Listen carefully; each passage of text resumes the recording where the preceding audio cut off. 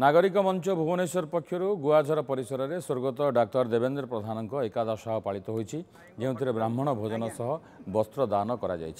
पूर्वतन केन्द्रमंत्री डाक्तर देवेंद्र प्रधान अमर आत्मार सद्गति निमंते होता कार्यक्रम में सामिल होते बहु वरिष्ठ बीजेपी नेता साधारण लोक कार्यक्रम में सामिल होते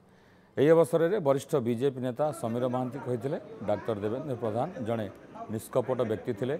राज्य राजनीति तथा राष्ट्रीय राजनीति में तांकर पारदर्शिता रही हिंदू रीति अनुसार आज एकादश ब्राह्मण भोजन दि जाए भुवनेश्वर नागरिक मंच को धन्यवाद देते समीर महांती। स्वर्गत डॉक्टर देवेंद्र प्रधान आज एकादश परिप्रेक्षी ये पुराणा भुवनेश्वर नागरिक मंचर आमर किसी कर्मकर्ता माने एभली एक आयोजन करिसेंती।